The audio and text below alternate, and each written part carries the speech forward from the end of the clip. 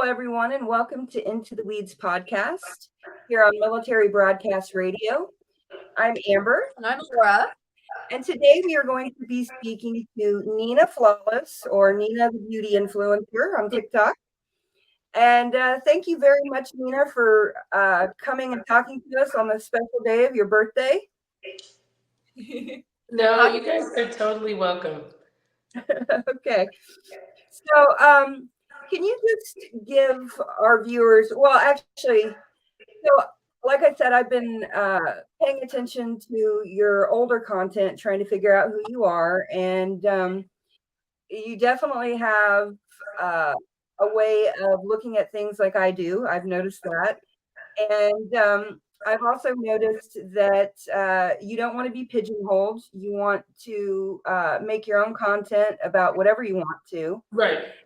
And I find that very admirable because a lot of people feel like they have to stick to one thing. Mm-hmm. And so I'm kind of trying to do that too. I'm trying to just go with the flow. Which is kind of interesting because you kind of learn like who follows you. Mm-hmm. But I feel like that's when you genuinely have people that are following you just for you being you, not necessarily for anything else, because they're kind of like, well, whatever she shows up on the screen with, we're just gonna roll with it. Yeah. You know? So that is the part that I feel like is good, because you just, when you have a niche, Mm-hmm. people generally follow you just for that specific niche. So when you're discussing anything else, they're kind of like, we don't really care. So I think that's the good part with creating content. I think if a lot more people did that, you would see like a shift in social media on a whole. Yeah, no doubt. I was so as I was going through some of the videos, I saw that you were talking about the 9-month cruise. I want to learn more about that. That one is really, really interesting. I'm very interested to see a lot of what we're going to hear more towards the tail end of the cruise. Mm-hmm. Simply because when you're traveling with people for 9 months, it's bound to be a disaster at some point. Yes. It's the inevitable. You know, like it's virtually inevitable for it to not like, I just want to know what happens towards the tail end. I think things have been kind of silent. Sebastian, I don't know if you guys follow him. I thought that was interesting that he ended up on the cruise and watching his content on the cruise. I think it was hilarious, honestly. Yes. I mean, it was very comical to me. But that was, it has been pretty silent. Like, we haven't really heard much. And I think partially it's because so many other things are going on in the world right now. So it's like the TikTok feeds aren't really picking that up. It's like, unless something really chaotic happens, I don't feel like we're going to hear about it. Yeah, I was just wondering about that. I was like, I haven't heard much about it since like the inception of the cruise, and now it's kind of in silence. And when she brought that up, I was like, I wonder what's going on. No, nothing's been really happening. And I think what they should have done is had more creators pop up at different points, because I think that's kind of when people really, when Sebastian was on there, people were really like, we want to know the drama. You know, he said he was going to cause a ruckus. We want to see this ruckus he's getting ready to cause on this.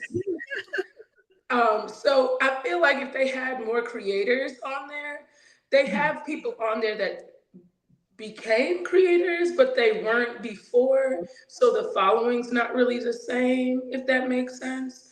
Yeah. But I think if they ever do it again, that is what I would say I mean, even as a company, it would bring it would attract more people, and not necessarily for the 9 months, like this person for 2 weeks, have this other person pop up for 2 weeks. It's kind of like, who's going next? So you're kind of gonna tune in just because you're interested to see who's gonna hop on at the next place. It kind of reminds me of Fantasy Island. Right. I think that would have been very cool. I did see another creator, I believe went on there, but I just don't feel like he made me want to continue to watch his content about it.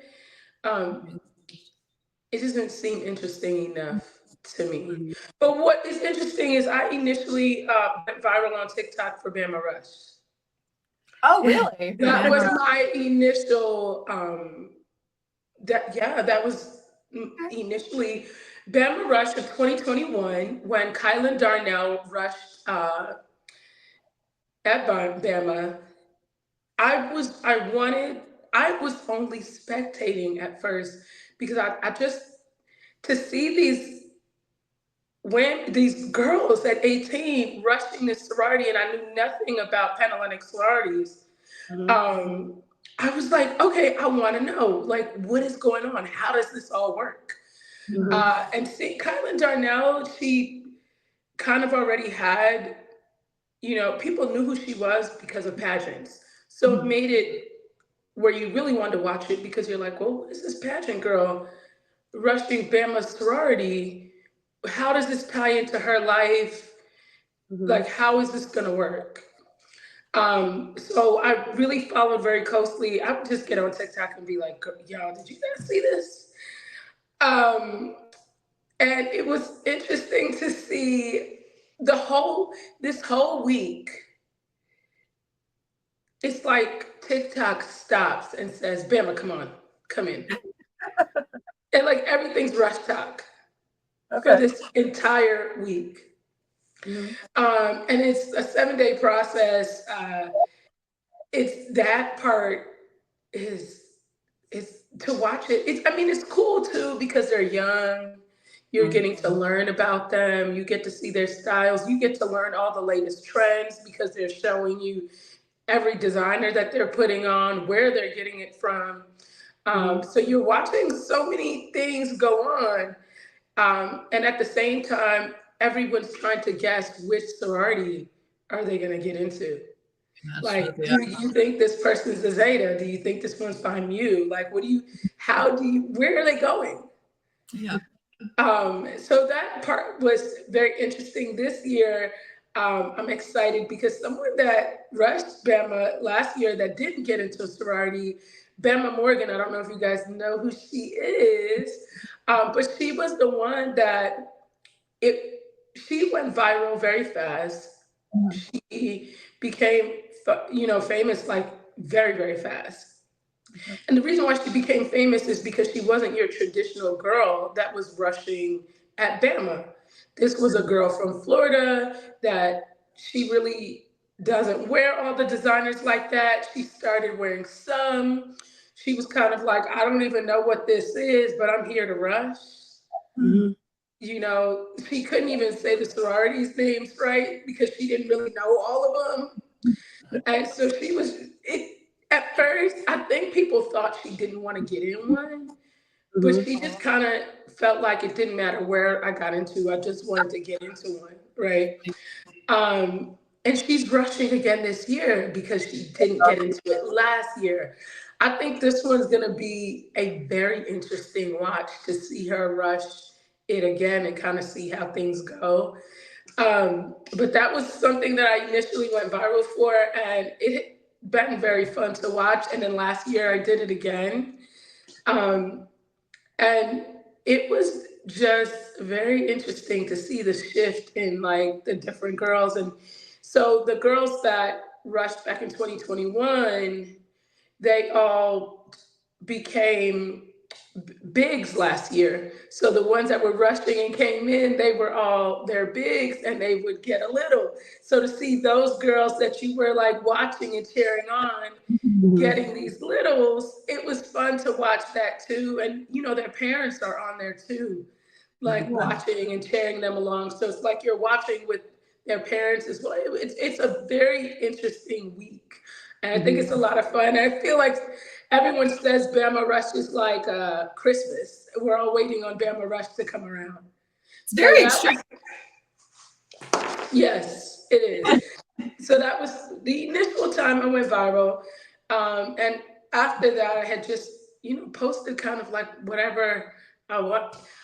And I feel like I wasn't really as consistent initially, but that's because I was kind of like, I'm here. If you want to watch, then watch. If you don't, that's cool too.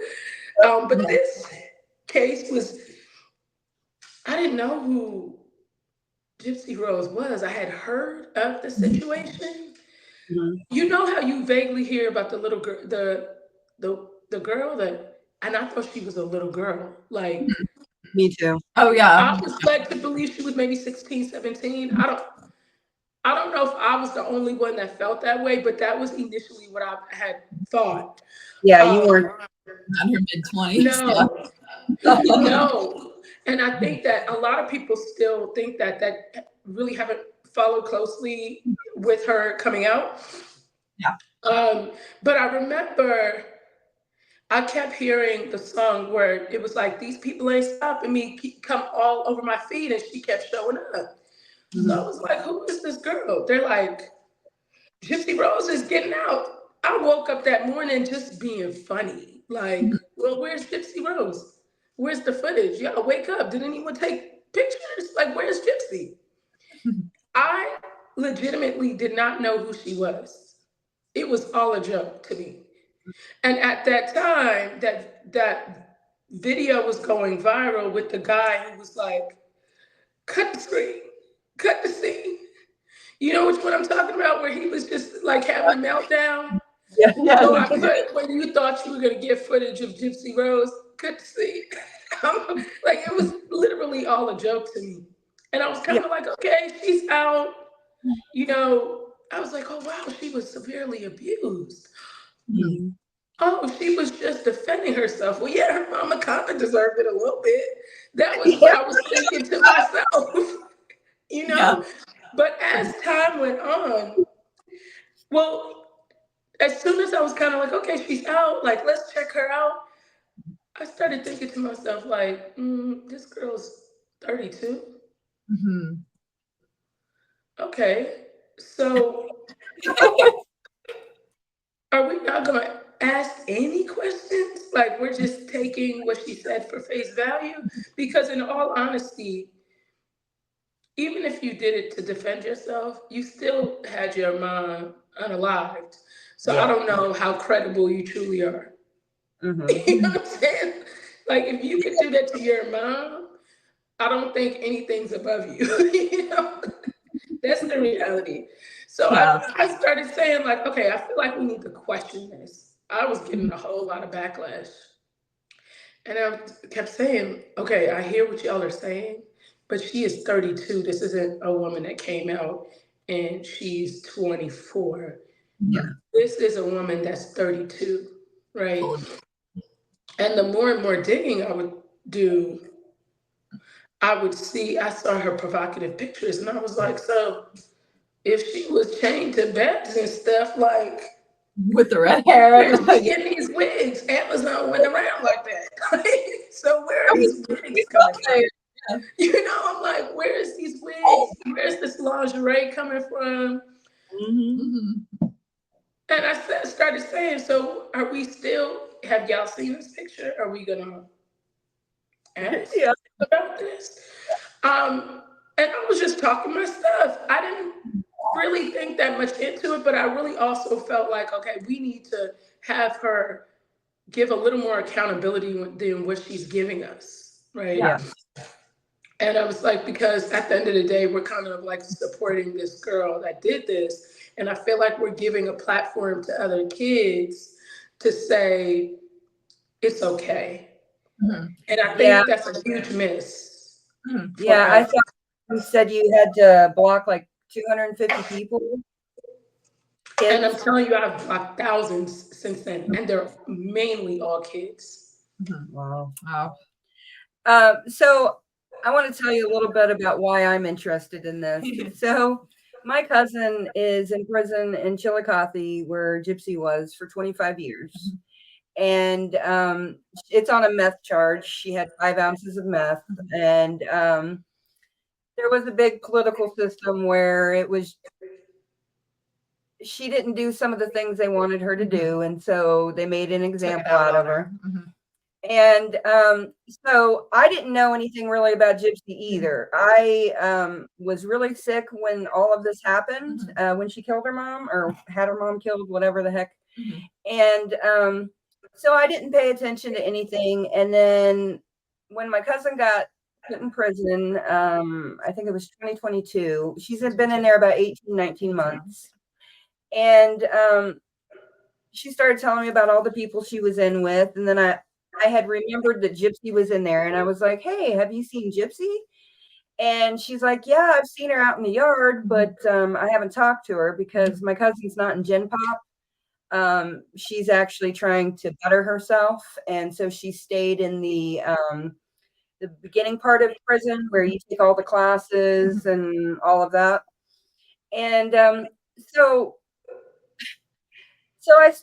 Shelly and I, my cousin, we just decided, okay, we're going to start praying for her and pray that she has learned her lesson. We'll pray that she gets out and she does really good with her life, moves on from all of this, and just is a better person. Be productive. Yeah, be productive. And so Alaura came to me and like 2 days before Gypsy was going to get out, and told me that she wanted to see Taylor Swift. And I was like, "Oh, hold on."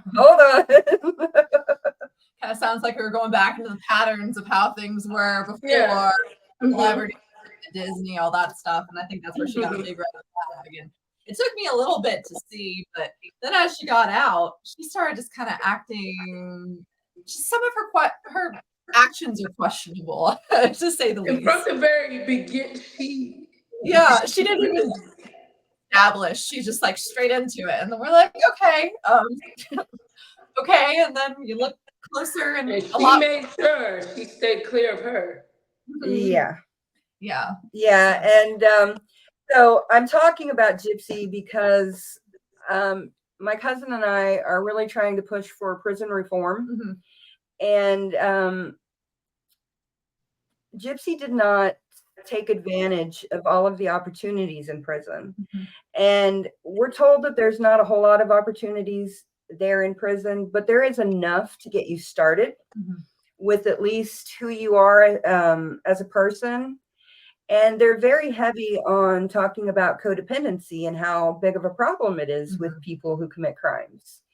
And from Gypsy's own mouth, she is a codependent person. And from what I understand, she only took one class there in prison that was actually, And so I'm just now following everything, trying to understand the story so that I can bring it out to my circle of people, because not many people know anything more than what I knew initially, that she killed her mom and it was because of Munchausen by proxy.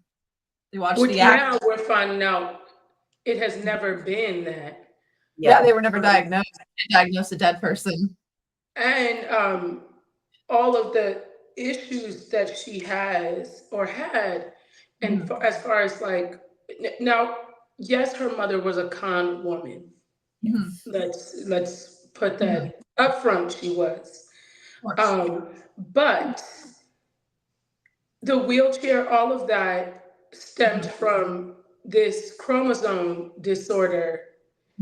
121 Q1, all of that. It stems from that. She embellished the wheelchair to get more money and assistance. But what De-De did to her was not abuse. And I think that is one of the most important things that I really feel like the people need to understand, is that De-De never had Munchausen by proxy. Mm-hmm. But Gypsy was diagnosed with this back in 2011, and that is when they stopped the surgeries, because what they were doing is they were treating each one of her issues, not knowing it all tied back to this chromosome disorder when they found out.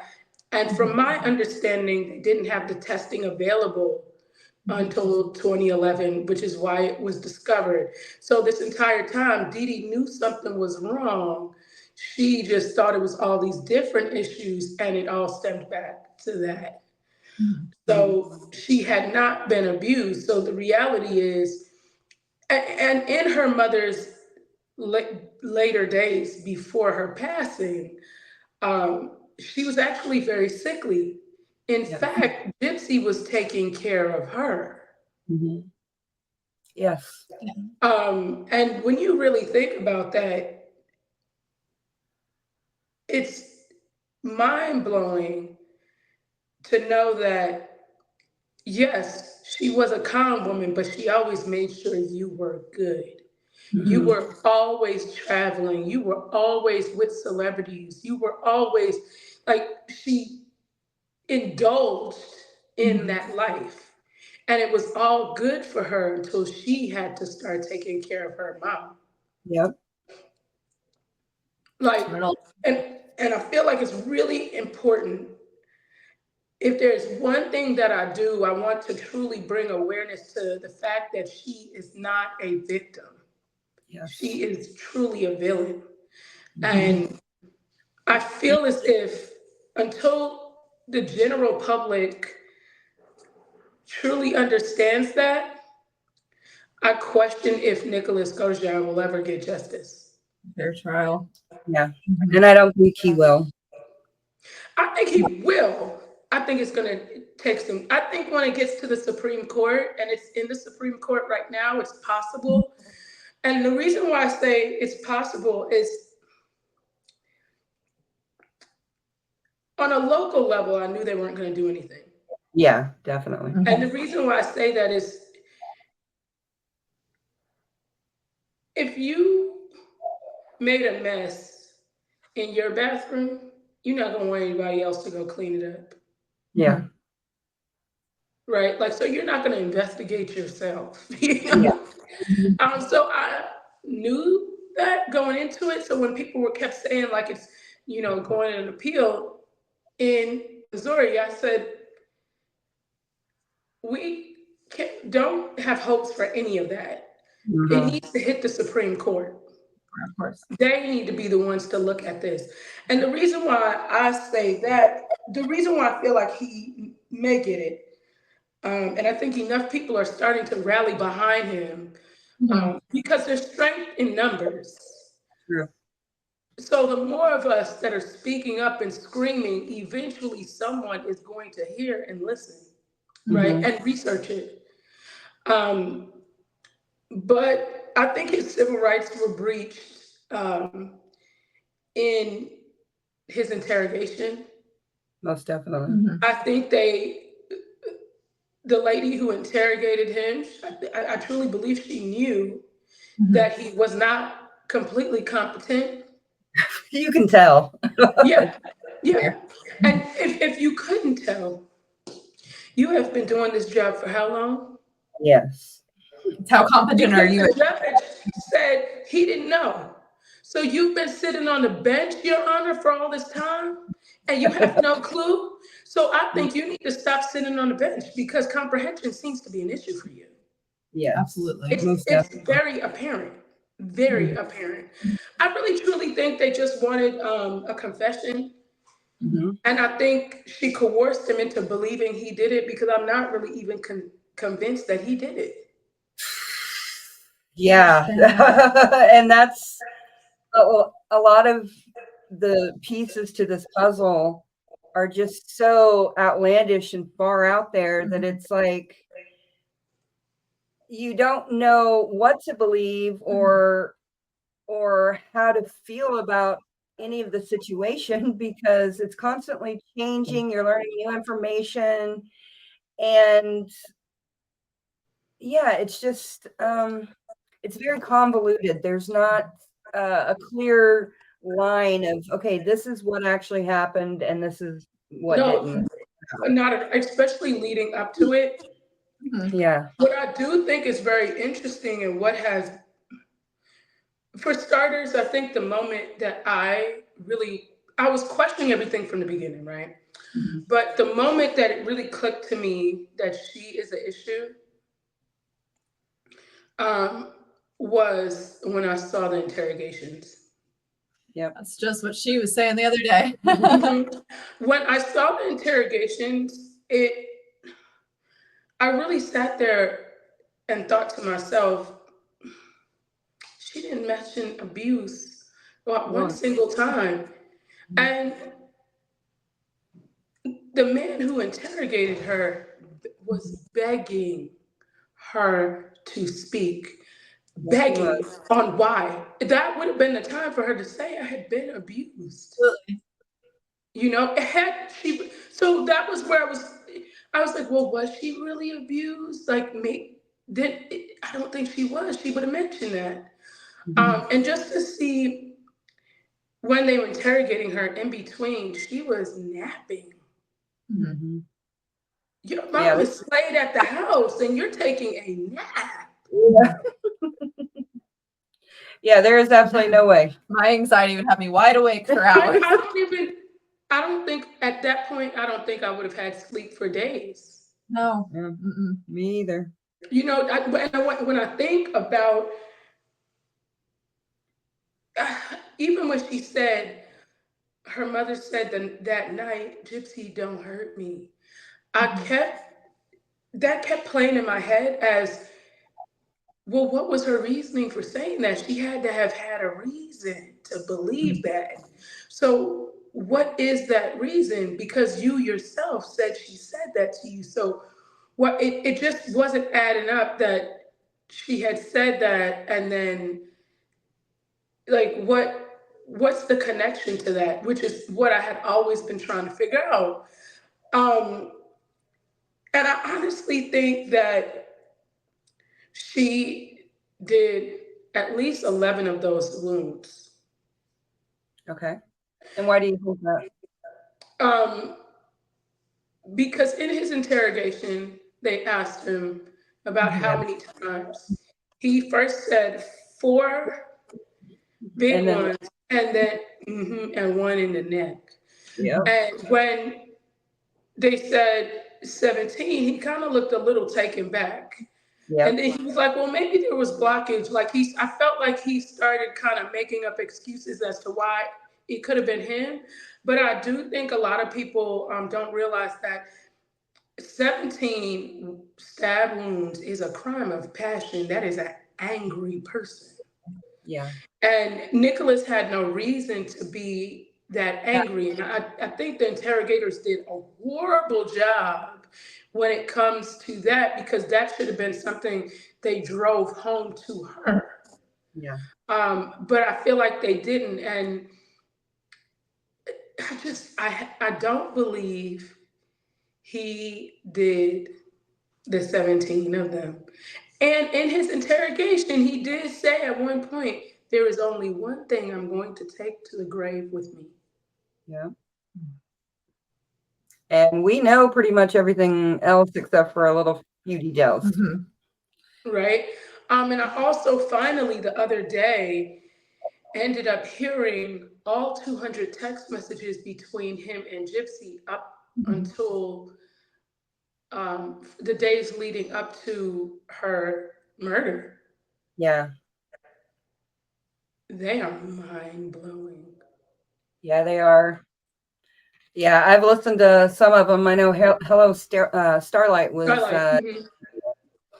yeah, and when you, I don't know if it was her or Fancy who was talking about it, but they had said that there were a bunch of videos that weren't presented at trial, which were instruction videos, which was Nicholas. I do recall seeing some of those videos, and we're literally taking her hand and motioning the stabbing, and it's like, oh, I don't know if that's what you're talking about. But Yes, no, there's multiple videos that they didn't present in court, and in fact, they didn't even question the jury pool.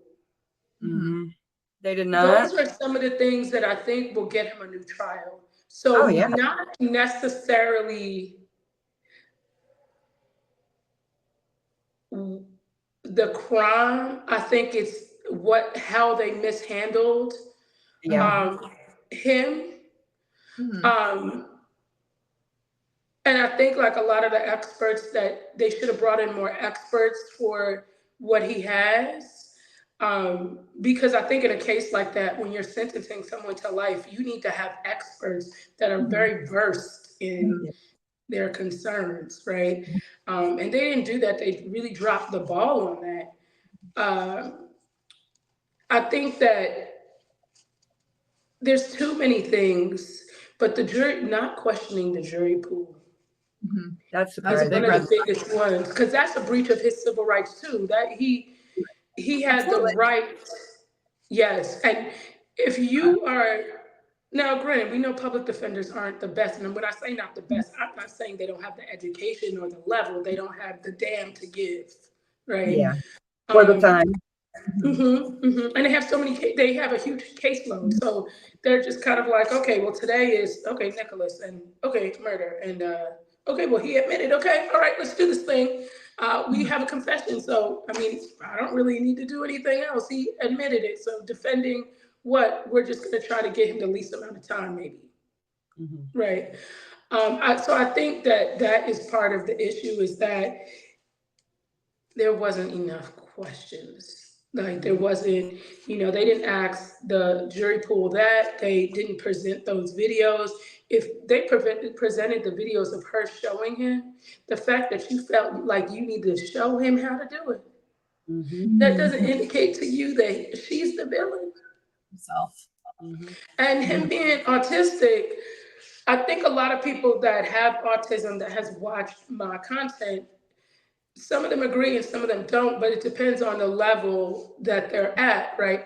Because people that have autism severely, and even not severely, it's easier to manipulate them because everything that they feel on an intense level. So his love for her was very big, and he truly did love her, and he was willing to do anything for her. And I think had he never met Gypsy, he would have never murdered anyone. I think that too. Now, what do you think about the incident in McDonald's? Because I didn't realize that Gypsy and him were dating at the time. I think she set him up. I do too. And I think that's where people aren't really understanding. So what I tell you, every time I see someone write that in my comments, it's like, I feel like I block them just simply because it aggravates me, because she has villainized everybody in her life down to her mom. And I honestly think she's going to villainize Ryan too. Even that unhinged message that she left on his post, and the fact that she thought she was right in the message, she's unhinged. Like she is. Yeah, she's sociopath. Yeah, she's complaining about him leaving the dog, and she left the dog. Like, Miss Ma'am, you said if the dog was your child, but then that means you would have left the child too, love bud. So what do you left him with the child? So you kind of sound like the deadbeat parent. I don't know if you noticed that, but that is how it appears to us. When I saw the comment, I paused and was like, wow, she's so out of touch. This is the level of out of touch that she is. Like to write that and not see anything wrong was baffling to me. Also, you kind of question the fact that why hasn't she had a PR person? It is weird. she desperately needed one. She came out of prison balls to the wall. Mhm. You know, like when you think, first of all, she's only been out since December 28th, and it seems like 4 years. Mhm. It's been a long few months. You know, like she has been, it's wild. And she messaged me, I think it was March 13th. At first, when she messaged me, I was like, well, maybe she's trying to change Mhm. the path that she's on, because I have been very much like, take accountability, girl, or get off this internet. Mhm. Right. Um, but when I think back to it, it was all a strategy. And what I think she wanted to do was, um, the fact that I have, a lot of people have a lot of respect for me, in terms of my opinion, especially on this case, right? And so I feel as if she was trying to see if she could win me over to get the public to view her differently. Yeah. And I caught her a little bit too fast, you know. But I think she failed to realize, like, I'm very much a person that I analyze things. So when I speak on something, I'm versed in it, and I Mhm. have truly thought about it, if that Mhm. makes sense. Yes. Yeah, I think. So I don't think she realized that I was already alert, because I Mhm. kind of felt like, well, why was she reaching out to me to Mhm. begin with, you know? So I think she didn't really realize that. So by the time she messaged me and I was trying to, the questions that I would ask her or what I would say to her, I think, um, I just don't think she was ready, because she's not able to take accountability. And I don't believe she ever will. And I truly believe she will reoffend. I do too. I think Ken, her stepmom, or her stepsister are in serious danger, and I don't think they understand the level of danger that they are in. Yeah, I agree. I don't know what What that means, what that what that entails. means and what it entails, but her pattern and her precedent since she's been out has been nothing but A repeat. destroy people, be mean. Just like with this girl Katie Marie. Oh, Yeah, yeah, on TikTok. yeah. Astonishing. Yes. So tell everybody a little bit about what happened. So Kate Marie reached out to me. It must have been January. Anyway. And so I ended up speaking to her, and I said to her, I hear you. I think what you're saying is valid, but I think we need to hang in there Give it some and time. see how this plays out. Because even though she's bullying you now, people still have very much of an opinion of her that she is this idol. And I don't believe she will be able to maintain that. So there's going to be a right time to bring you out. Right? Because it has to be a strategy to present her. Right? And I said, and as the more I saw the Munchausen thing seemed a little sketchy to me, but it's frowned upon to say, I don't know if her mama had it. Like, so you kind of are like, okay. So I said to her, like, well, just let's wait a second. And I asked Gypsy in my messages to her about Kate.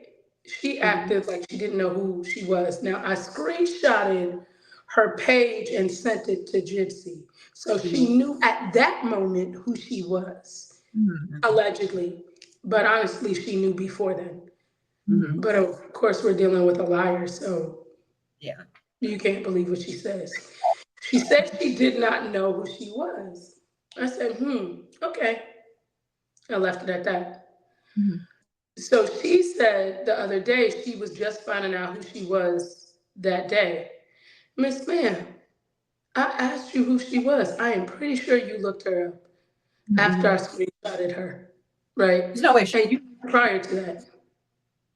Mm-hmm. And Kate, the sad part is she is a true victim of Munchausen by proxy. Yeah. She is an amputee and she had a perfectly healthy leg amputated. Mm-hmm. The sad part is I think she is such a sweet and genuine soul that she believes Gypsy will do better. And so she Mhm, sort of pities her. mhm, And I don't think she realized that kind of clouds mhm, her credibility when people are watching her. mhm. Mm-hmm. Because Yeah. people are, we know she's evil. Mm-hmm. Yeah. Yeah, I was trying to give Gypsy a chance for a long time. And Yeah. I mean, the other day I was out looking for morel mushrooms. And as I'm doing it, I'm praying for Gypsy and I'm praying for Meghan Markle and I'm praying for all these people, and it's like, I just want to give these people a chance, but it's like, if you just keep showing me that you're not changing, that you're not Mhm, wanting to better yourself and the world mhm. around you, uh, yeah, you're just not. And you embarrass yourself so publicly, so And quickly, doesn't care. and don't Yeah. care. It's like, girl, we were all rooting for you. Even those of us who were a little more skeptical Yeah. about the details, Mhm. we're We all. wanted to see her win. We were skeptical, but we were kind of like, girl, do better. And we want to see that. We want to see Yeah. you win. Now I'm kind of like, girl, I want to see you go back to the slammer. Like, when are they going to pick you up? Like, why are you still here? Yeah. Like, you know, I really hope if Nicholas Godejohn gets an appeal, I think a lot of people don't realize that it could open her back up to new charges Mhm, because double jeopardy really only applies to the same charge. Mhm. But when you think about it, she bought his bus ticket, she paid for his hotel, she all made that. sure he had money. Technically, what she did was murder for hire.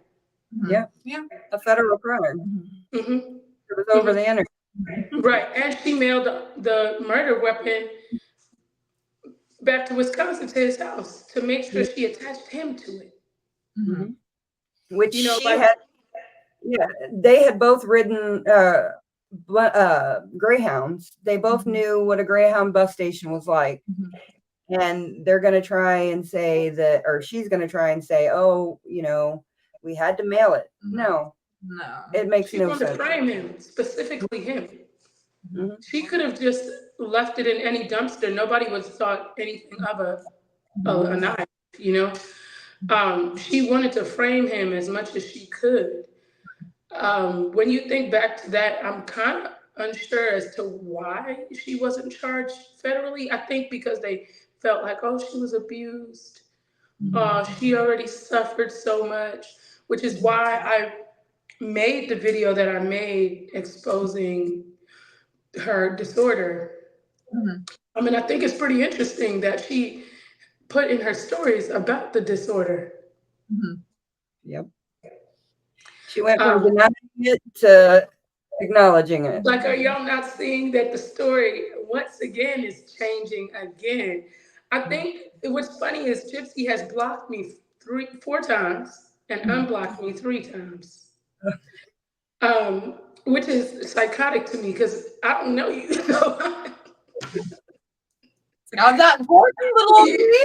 like I don't know you, so the fact that you have made me so important to where you would block me, you were thinking of me, which is odd to me. You know? Thank you. And if, and if what I was saying wasn't true, you wouldn't be trying to defend it because if it Yeah. wasn't true, you wouldn't care. Mhm. Mhm. Very much so. Yeah. I do have a question though. So regarding Nicholas Godejohn, I'd say that both of you guys are probably more informed on all the details than I am. I'm kind of Mhm. more of a casual viewer. So while I will agree that I feel like she definitely pushed him into it, and a lot of things he might not have thought of or created on his own. Mhm. In a perfect world, if he got a retrial, what do you think the solution should be? Do you think it should be long-term psychiatric care? Do you think he I deserves? think Because it's I not a think public situation. I think that he should not just be out freely on the streets. I think And his mom did say that he needed supervision. So I believe that he should be in a treatment center. They need to assess him, come up with a treatment plan, and maybe a group home somewhere where he is being watched. At all times, there's someone there looking out for him. But I don't think life in prison is what justice is for him. Official for him. And I think us letting it slide kind of sets a tone that it's okay to take advantage of people with special needs. And that is where I feel like we need to really advocate for him, because he's not really had the voice that he should have. And I think that if it could happen to him, it could happen to somebody else. And if we don't set the stage now for other people coming, the people that really should, that are the danger, like Gypsy, will continue to remain out and use other people as pawns. Because she is going to reoffend. There's no question in my head. Even like her vile comments. I mean, I truly believe she's spiraling right now as we speak. I mean, her Mother's Day post was incredible. Oh, the audacity. Like, I had to look at the screen and really say, like, did she bring her ass on here? It does not go without notice that my mother's not here. It's like, okay, girl. Like, yeah, no, I mean, yes, ma'am, we all do know that. But she was very aggressive in that message. And that aggression showed anger. Yeah. I don't think she is very happy right now at all. And in fact, I think the boyfriend and her are on the rocks. I have heard through a source that they are going through it, which I shocked. It's all been coming. I've seen it coming. Just because someone that's as vile as she is, she's going to be vile with people around her. That's just who she is. Hold on, let me go get my charger. Oh, of course. Yeah, even just thinking about, yeah. Well, I had a bad mom, or not a bad mom. I had a mom who wasn't engaged, so I was neglected as a kid. And so neglect is a form of abuse, I guess, but I still wouldn't have ever wanted to kill my mom. It would have never crossed your mind. Yeah, no. But something that's very interesting with the boyfriend, it's like, when he was leaving those comments on Ryan's video, it's like, how does Ken feel about that? Would you not be like, girl, like, you're with me now, it matters, you know? I made a video and said to him, here's your girl, come get her. Come get her. I keep finding her in comment sections. Here, come get her.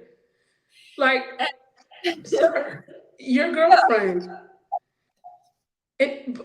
What's crazy is him and his mom defend her. So I actually spoke to him via phone. Oh, okay. And he defended her tooth and nail. I said, wow, this is delusion. To the point where he was kind of like, are you still there? I'm just listening.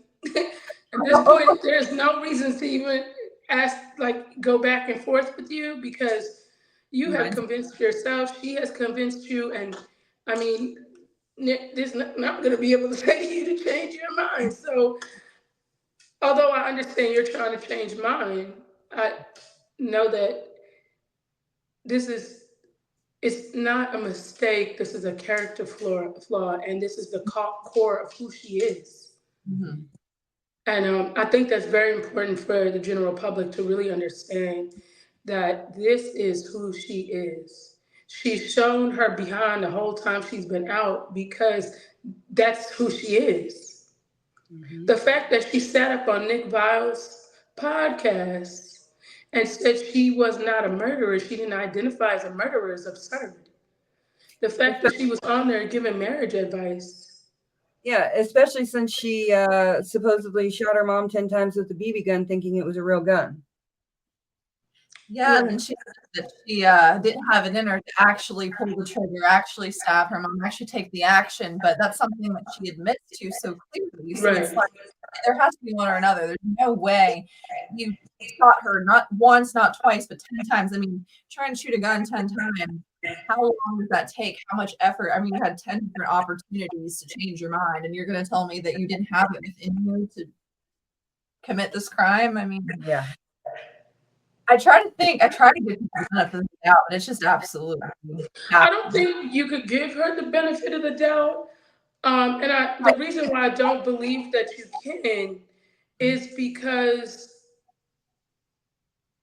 she has shown over and over and over and over and over and over again um, that this is who she is. So why, like, we can't keep rolling with that. There's a point. And if she truly was a victim of Munchausen by proxy, I think she would have definitely advocated more for that when she came out. Oh Because yeah. that would have been the core reason why she had been incarcerated to begin with, right? And the fact that she didn't, I think that was a telltale sign. And I think a lot of people miss that. But I also think the thing that is interesting to me is I think the current climate that we're in the world now, a lot of people are just now learning what narcissism is. Yeah. Sociopaths and psychopaths, and even understanding really what manipulation is, right? Because a lot of people are being manipulated and they don't even realize what manipulation is and how people can use it. And it's not obviously upfront and in your face, right? It's a kind of like they're swaying you and kind of each step of the way they're kind of manipulating you. So I think even through this case, a lot of people are starting to realize, wait, there's a manipulator in my life. There's a narcissist in my life. Um, because she constantly plays victim, and to really understand the victim mentality, that's why she is constantly in the media portraying the victim. Like all she knows how to do is that she is a professional victim. Yeah. Yeah. And there's been quite a few people out there lately who have been professional victims. And I feel like that is kind of one of those things that I feel like she makes it abundantly obvious. And I think that I'm really interested to see if the media will eventually pick. I do think they will eventually because there's so much out there and too many people are speaking on it that if they don't address it, it's only going to become bigger and bigger. I'm interested to see if Nancy Grace picks it back up. That would be awesome. She doesn't play around. I have mixed opinions on her, but she's definitely someone I do have mixed opinions on her. She's but we also Grace. fight that hard. Like we need people like that in the universe. But we need people. Mhm. I don't know if you all have seen the private investigator that spoke on Gypsy. Have you guys seen that? I think I know what you're talking about. Was he from Florida? Oh yeah, I saw Yes. at least a video of his. I am supposed to speak with him on Wednesday on a live on TikTok. And I think I said to him, I salute you because we need more people with your credentials to speak up about this because what you're saying is exactly what I've been saying, but I don't have a psychology degree. And a professional saying, well, I deal with people like this all the time because of my work, and these are my degrees, and this is what I believe she's going to do. I think is going to shed more light. Him speaking up about it was dynamic, and I think that was so needed. And I think him speaking up about it is creating a platform for other people with his background will speak on it. So I do think we will see a shift in her, but I honestly think within the next 1 to 3 to 4 months, I don't think she'll be still out here. I'm very curious to see how things unfold after the documentary, or what is it, Love After Lockup, that's coming out in June 2nd, I want to say. I am excited for that because I think they're going to try to portray her as the victim. But while Lifetime is working hard, we are out here working harder, and that is going to affect them. So they're going to have to shift it and show her as the villain that she is in the upcoming season that they just signed for. And I think that she's been trying to keep everything very quiet. And the more she brings attention to me is the more she has people view my page, and then they're like, wait, she's on to something. And I was like thinking to myself, you big dummy. You big dummy. She actually, I don't know if you guys saw this. She has a friend named Bree, and we're going to use the name friend loosely, right? And she has admitted to having mental health issues that she's tried to say she never said, but I actually have a whole video of her confessing it and saying that she has also had, issues with drugs. And she is using this woman as her spokesperson. Right. The other day, when I did a video about Nicholas Godejohn, immediately after that video, I saw Gypsy posted her TikTok and told people to follow her for the most accurate information on what has happened and unbiased. I said unbiased. And I never said it publicly, but at the time, but I thought it was weird, the relationship that she had with De Blanchard. I thought was very, very, very odd. Like the age difference, what did they have in common? Talking about Bree and Christy, or yes. Oh. I was kind of like, what is the line here? Like what's bringing them together? Bree had a live on social media, and she was typing in her search engine history, searching something, and her search history showed up. And it said something about lesbian porn for older women, something like that, right? So I had connected the dots, right? And so I was like, okay, a lot of people have the screenshot, and I actually wasn't watching her lives. I never watched this girl's lives. I feel like she is very hard to follow. I have ADHD. Keeping up with her is like, I can't, right? But one of my followers sent me the screenshot of it that she was watching. And I sat there like, what? It all makes sense now. It all makes sense. So I put the post up. Here's the part that's the kicker. And I will tell you, I take great delight in this part. I put the post up. It was flagged. Obviously, De Blanchard flagged it along with her crew. But they did not mention to Bree that I made the video. Bree had not seen it. She was on live that evening, and her followers were like, are you not going to address Nina's post? So she had watched it, and she was watching it live, on live, and was in complete disarray. You could hear her in the background smoking a cigarette. All I could do was laugh. I said, ooh, she wasn't expecting that. And now she had to, I don't think it was, she should have watched it on live, obviously. It was not helping her. But I thought that was really interesting. And I said, the fact that she at first said it was a Rent-A-Center computer, and I was like, but they're not looking up Nicholas Godejohn, the micro. She even was looking up the chromosome disorder. So that means she knew. Yeah.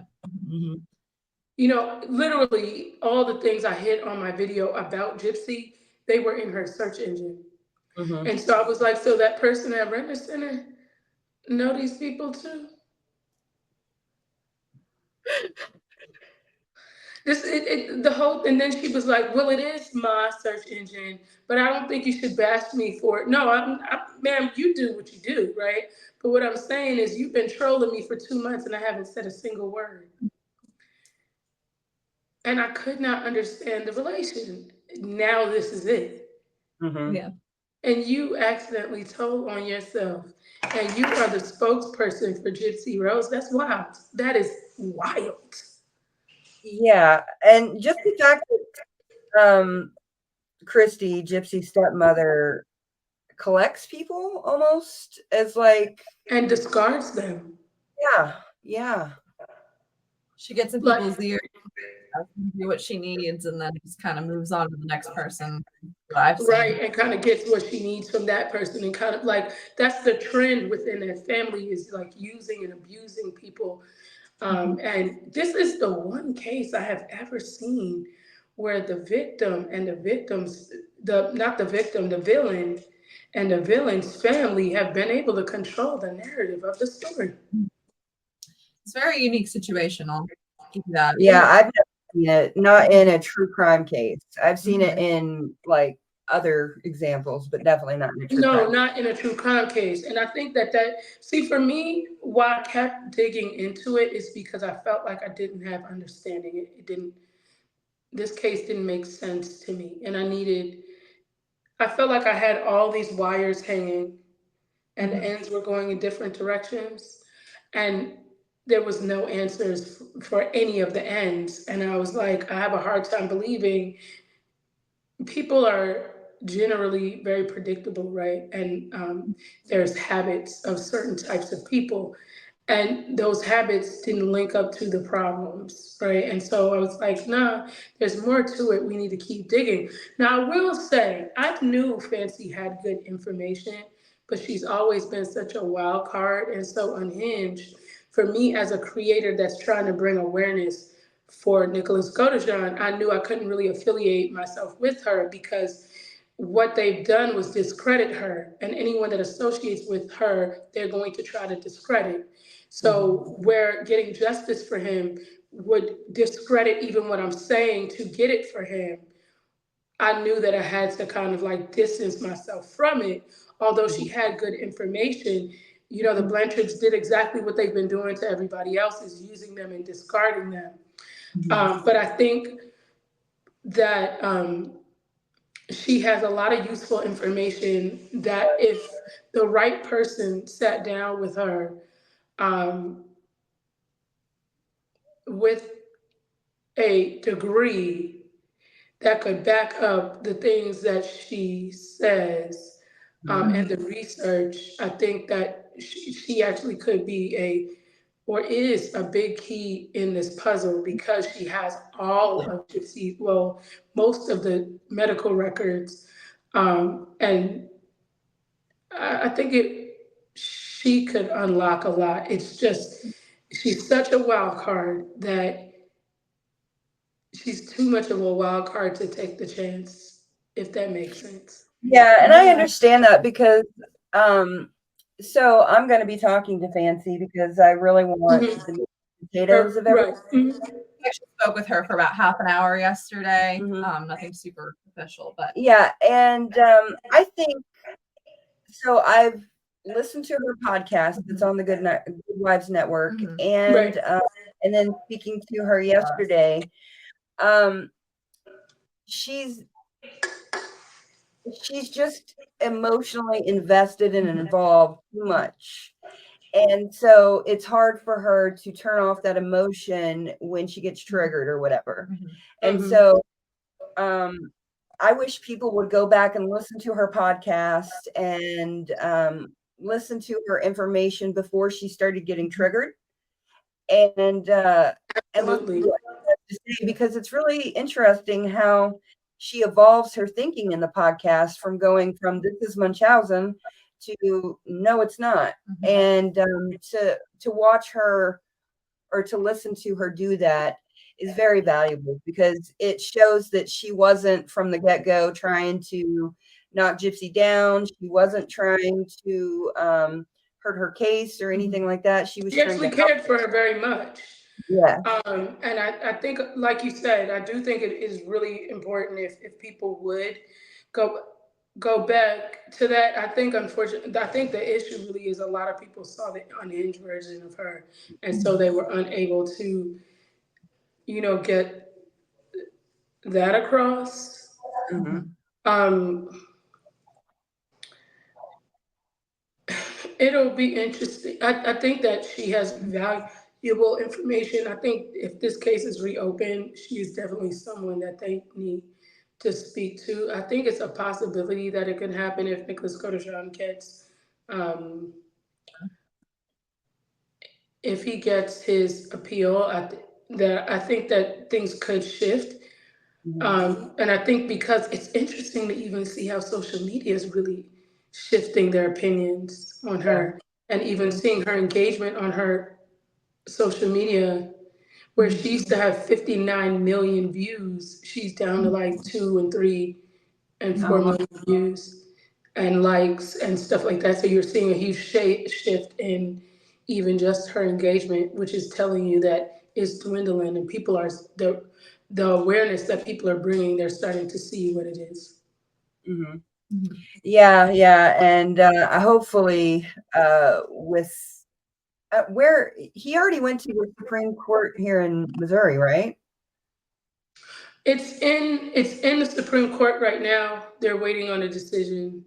Uh, Okay, so well, no, hmm, in Missouri, it's in the Supreme Court currently. It was on a local level before. okay, Well, the Supreme Court, yes, now it's in there. I think it'll be, I think he'll get it. I just don't know how high it's going to have to go before he gets it. I hmm, do believe he'll get it because there's enough discrepancies, um, that he will get it. It's just a matter of when, how soon. okay, yeah. Hopefully, they quit looking at this whole thing as a PR nightmare and start the state of Missouri and start looking at this as an individual who went through something, and now we need to figure out what really happened and how do we treat him? What do we do with him Right, instead of our nightmare? right. Because I mean, here's the thing: the prosecutor that had the case, it would be a smear campaign for him. Hmm. Like he needs to be disbarred. Honestly, in my opinion, like he should not even be able to practice law. If Hmm. you take an oath, when you become an attorney, and he has breached that oath that he took, and I don't believe he should be practicing. That's just my personal opinion. I think that if he has done an injustice like this to one person, I think that he has probably done it before as well and has done it after. And like with my cousin and everything, I went to her appeal about a couple weeks ago, and the interaction I've had with lawyers and police officers and social workers, at least in the last year or two, I have noticed that it's like nobody wants to do their job. Nobody wants to hold people really accountable. Um, and it's just been involved in two incidences just in the last year where police were involved, and I was never questioned. I was never talked to at all. You know, I was on the phone one day with somebody who was having a police standoff with the police, and ended up stabbing somebody twice, or two people, two police officers. I was on the phone the entire time, and I was never called back. I was never reached out to. Nothing. She did it on the phone for at least 30 minutes probably after the altercation. I think that's part of the issue. is that it seems like Missouri has really dropped the ball, like on a whole, and especially hearing your cousin's case. I think I mean, if Gypsy Rose is out here on a murder charge, you mean a drug charge? Someone is serving 25. That's insanity. Where is the justice? Where Yeah, is and the justice? yeah, I think she actually has the longest drug charge or sentence In the state of Missouri for a for a woman. woman. Yeah, and but you know what? She's there. God wanted her in prison for a reason. She's changed a lot of lives since she's been there, Mhm. and she's doing some great things. And I think if they keep her in there, they're not going to know what to think. Right. So I think she may, especially because she has like the largest sentence. Mhm, That is worth noting and kind of like looking into. mhm. Um, enough people need to speak up and be Mhm. loud about it. Um, because for Gypsy to be out here on a murder charge, something where she truly should have been put away for life, there should have been zero opportunity for her to ever see the light of day again. Mhm. Is baffling to me to see someone get 25 years on a meth charge.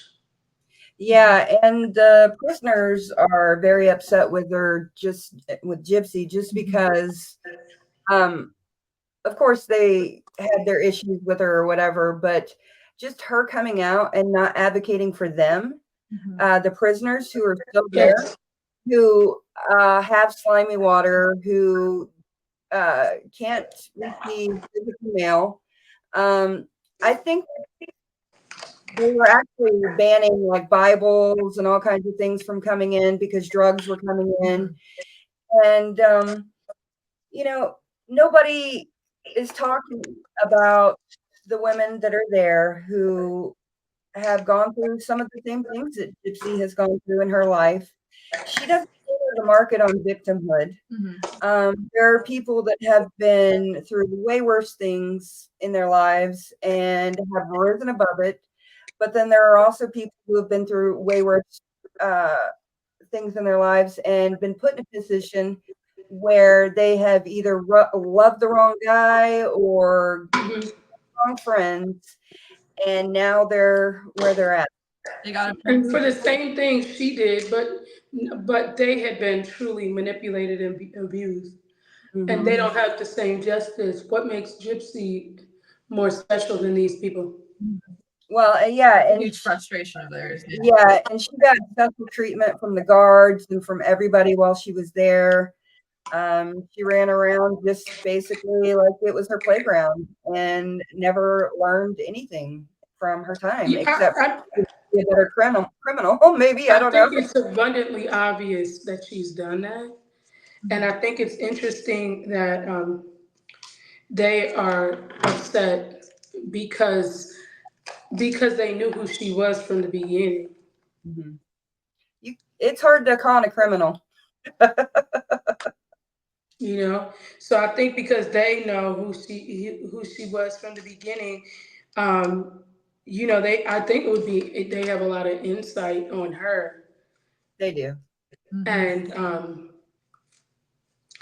telling you, she's gonna reoffend, and I think she's gonna do it very soon because of the way she's spiraling. Mhm. Because the fact that she had posted Bree's page on her TikTok to get her followers. That's When desperate. that girl has said she's done drugs, she Mhm. said all of that, you're kind of enticing violence on your page, Yeah. which is, I, I don't understand. Like, is the PO taking a nap or what's really truly going on? That is quite odd. I know that they wanted her like straight out of the state of Missouri almost, so that she couldn't even go to that Yeah. she wanted to meet Taylor at. But I saw her going to LA and all over the place. And I've never seen somebody on parole that can just kind of do what they want. And so I'm just kind of like curious as to what's going on with all I think that she has, first of all, the reason why they wanted her out of Missouri, I think Tree Payne and Taylor had a lot to do with that. Oh, I wouldn't doubt it. Probably. Save their ass. They don't Because have to. the fact that there's word on the street that Taylor's Tree Payne is saying, if you're gonna play with anyone, don't play with this one right here. You know what I'm saying? So I think that that's very interesting because she has always been a huge advocate for Taylor, and she truly does do her job for Taylor. And I think that Gypsy doesn't really realize, like, you can't be out here trying to use celebrities when they're all kind of questioning who you were to begin with. They didn't really know the answers. And I will say, over 10,000 people have seen my YouTube video. So I believe that the more that comes out, you're going to see that video circulate I and think bring so. more awareness. I think so too. And with this being on military broadcast radio, we've got, all the veterans who are going to be listening, all of the active and active military. And so you've got a bigger audience of people who probably have never really been exposed to even her case. And so hopefully they learn something from us. I truly hope so, because I really, like I said from the beginning, it was never, I think a lot of people misunderstood what my mission was from the beginning with this. And what I really thought should be noted is that, I don't know if you guys have heard of Sarah Cruzen and Centoya Brown. They were both victims of sex trafficking. And they both killed their pimps, I believe. I can't remember the whole. Correct me, because it's been years. I remember when Sarah Cruzen, they were trying to get her for them to overturn her sentence. Governor Schwarzenegger was the one who did it. And I advocated for her, but it was all on Facebook at the time. And Centoya Brown, because I knew that they were true victims. And I felt like Centoya Brown, it was the man that paid her to sleep with him that she unalived. Yes, I was like, wait, I know it, I'm getting clouded.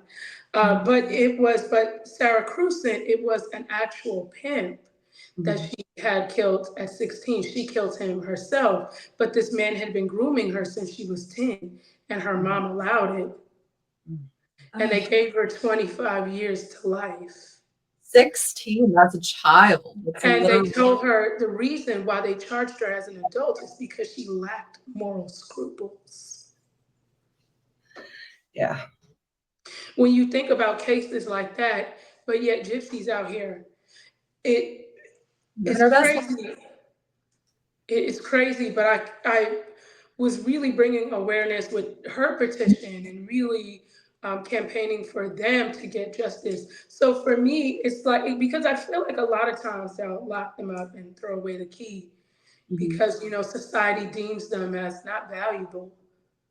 And I think Nick is a case where he got the short end of the stick, and he should get justice. And justice does not mean him walking the streets freely. It just means that he should have a fair day in court, and what that looks like should be done. Yep, you're right. And I think that we definitely need to advocate for that and, try to push somebody to do right. Yeah, because I think that is where the biggest deal of it is him. And truly, honestly, is the day before yesterday was when I really realized De-De never really got justice. And she was villainized in her death by her own child. And who knows what really happened. I mean, even Nick says that she was a good mom. Yeah. Yes, and Nick said she spoke on how she was such a great mom. That's where I was like, "Oh, I don't know about this." Mhm. That's why I felt like there was too many missing pieces, which is why that disorder makes all this sense because it ties everything up with a bow. Mhm. And the fact that Gypsy had said that her mom basically just immediately dismissed Nick and he was a creep and all that. But then you have a picture of her and Nick at the movie theater. That That the was, mother took. yes, Mhm. obviously taken Maybe by her. somebody. Yeah. So that story just doesn't jive with the fact that you have an actual picture of the two of them together. Right. Because if it would have been the story Gypsy told, De-De would have had no idea they were meeting up. And neighbors were talking about how. So here's the part that's funny. There is a Facebook post where Gypsy had said she was dead. And the comment section is, "My dear friend, where is she?" There was a lot of people that loved De-De. Wow. You know, even neighbors, there's an article that Fancy has where the neighbors spoke on how great of a mother she was. So it's one of those situations where you really question, you know, then that's why I said it kept Bob the way she was villainized. Yeah. But Gypsy does this to every single person in her life, Yeah. is where I think they really need to understand, even in prison. Even in Yep. prison. She did it to the people there. She came out. She's done it to people out here. She used Ryan. She's moved on. She's using Ken right now. She's gonna move on from that. You know, like that's the core of who she is. And that is something that is so important for people to truly understand and bring awareness to who she is, because she should not be out here. Her being out here is insane. It is.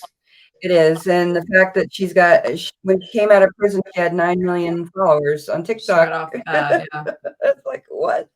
Immediately. Something like Immediately. That's scary. It She is. poses a huge threat to us. And I don't think people are really grasping that.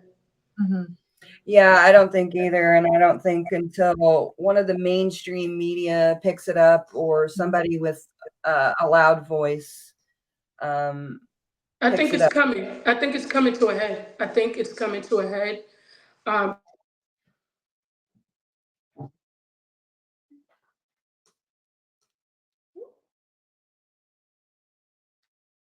Are you there? We lost Nina. She's having fun in Cancun. She's like, Oh, there we go. I think that I think someone's going to pick it up because it's been very loud. You know, people are speaking, more and more people are speaking on it. You know, people had said, "Oh, Nina's obsessed with her." No, I think that this case needs to be reopened. It needs to be overturned. People need to look more into this and look into the facts of it, because truth be told, nobody even looked into her medical records because she took a plea, and she took a plea for a reason. yeah, she did. Because if she was really abused, she would have took it to trial. She would have. She would have fought for everything she had. That's why, and to come out and not advocate for Munchausen by proxy is a telltale sign. Which is the craziest part, because she put in all of her bios when she first got out. She spoke about how she wanted to be an advocate for Munchausen by proxy, and then every time that she's gotten the opportunity to, she's just completely almost shit on the victims. I bet you she can't even spell it. I might have to think. myself too. Mhm. I guarantee you that because she has played the victim well, Mhm. I mean, and because it is so frowned upon to question a victim, nobody has had questions. They've kind of been like, okay, well, yeah, mom had Munchausen and she was abused, so anything after that is fair. People don't like and can't accept imperfect victims, which also applies for De-De. Because clearly, I mean, she had issues, don't get me wrong. I mean, clearly, Right. but doesn't mean that she should have died, No, No. and she posed no threat to, and I think one of the things that I kept trying to mention that people kept like overlooking is that I feel like if you kill someone, right, you have to show that you were in imminent danger. Yeah. And at no point was she in imminent danger, even if she was alleging abuse at the time her mom was sick. So were you just like, now I'm gonna get my lick back at that time? Like the question, that was my thing. That's still not okay to say, okay, this is my time to do it back. If that had really had to happen. So now seeing that that's not what happened, it all makes sense. That is just who she is. She's just an evil person. Yeah, yeah. Yeah, and I think we can probably leave it there. 'Cause we could talk on this forever, but she's definitely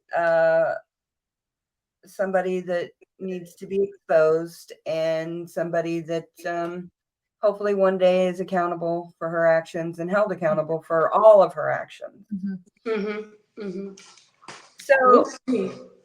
yeah. So, Nina, can you just tell us where to find you, what you're going to be doing next, and what you have in the works? So I am on TikTok, YouTube,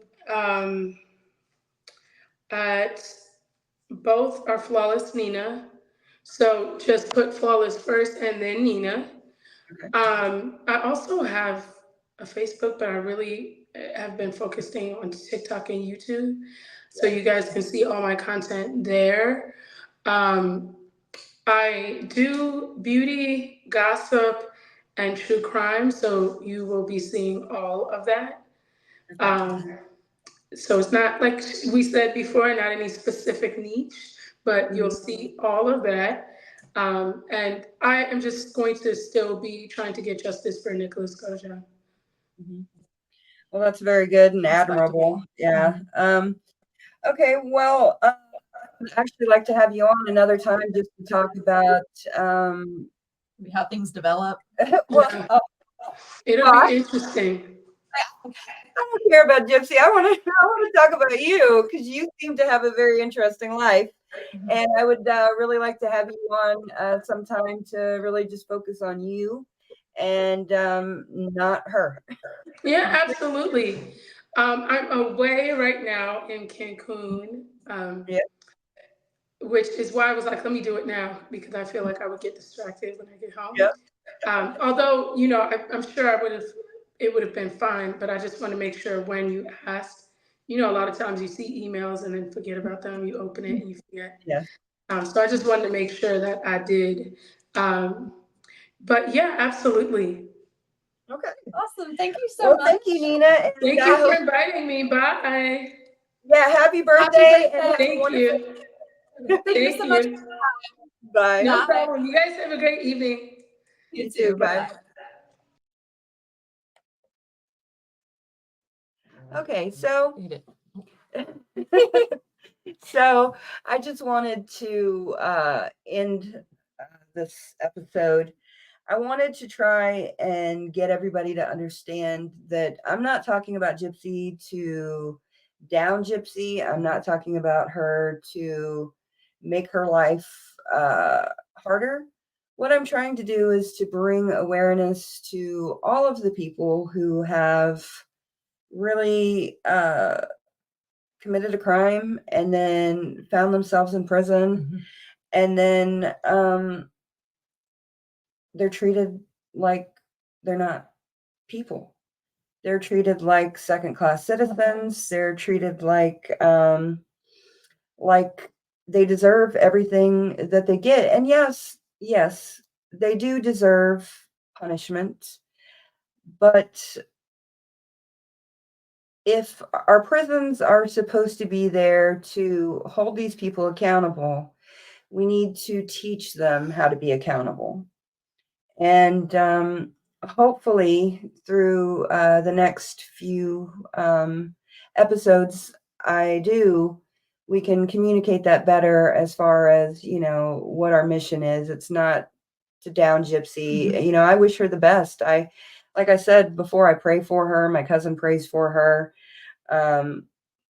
We just want the best for her, but at the same time, I don't think she wants the best for herself. And until she gets to that point and really truly wants to change, I don't think that there is hope for her. But there's always hope for us when we decide to change and be different people. And until that day comes, I don't think she's there.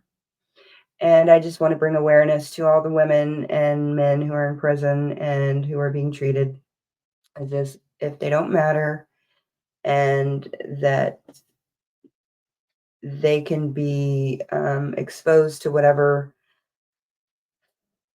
terrible things happen in prison just because they deserve it. I want to advocate for reform and rehabilitation rather than just a punishment and just kind of sending people off or keeping them there. Just a lot of people just aren't caring about the people that are in prison, and you can honestly better your life and do amazing things even behind, closed door or behind the prison walls. Even if you're there for years and years and years, you can still make a positive impact. Mhm. And You can. a lot of people don't. Yeah. Well, thank you guys. Thank you guys for Tuning in. yeah, for tuning in to Into the Weeds and on Military Broadcast Radio. And hopefully we can bring you more content that is thought-provoking and helps you to change the world. Thank you.